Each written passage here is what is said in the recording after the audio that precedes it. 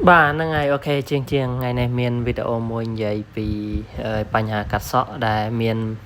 បងប្រុសម្នាក់គាត់មកពឹងឲ្យខ្ញុំកែសក់ដោយសារគាត់ទៅកាត់កន្លែងគេអញ្ចឹងណាដោយបងប្អូនឃើញវីដេអូខ្ញុំថតជាក់ស្ដែងអញ្ចឹងគឺ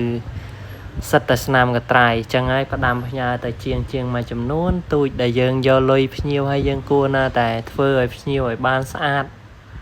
ហើយមិនដឹងថា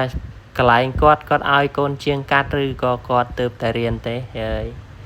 ដែលខ្ញុំរស់នៅកន្លែងនេះគឺក្រុងប៉ោយប៉ែតហើយគាត់ប្រាប់ខ្ញុំថាកាត់នៅម្ដុំផ្សារសមាគមតែខ្ញុំក៏មិនដឹងថាកន្លែងណាដែរអញ្ចឹងហើយខ្ញុំក៏អត់និយាយអីច្រើនដែរគ្រាន់តែចង់ប្រាប់ថាបើយើងយកលុយភ្ញៀវយើងធ្វើឲ្យភ្ញៀវឲ្យស្អាតមកហើយជាពិសេសបើមានកូនជាងទៅតែរៀនអីក៏យើងមិនគួរណាតែយើងទិញសក់សុបនិមិត្តឲ្យគាត់រៀនឲ្យបានស្ទាត់ដៃសិនទៅចាំឲ្យរៀនឬមួយក៏យើងយកលុយភ្ញៀវទាំងដែលភ្ញៀវឲ្យលុយយើងហើយយើងធ្វើឲ្យគេអត់បានស្អាតវាអត់សមទេបាទហើយបន្ទាប់ពីខ្ញុំធ្វើការកែសក់ឲ្យគាត់រួចបងប្អូនយកយ៉ាងណាដែរបើ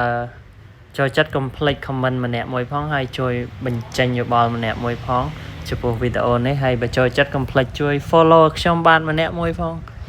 ខ្ញុំនឹងមានវីដេអូចែករំលែកចំណេះដឹងពីការកាត់សក់ថ្មីផងដែរអរគុណច្រើនបងប្អូនជួបគ្នានៅក្នុងវីដេអូបន្ទាប់ទៀតអរគុណ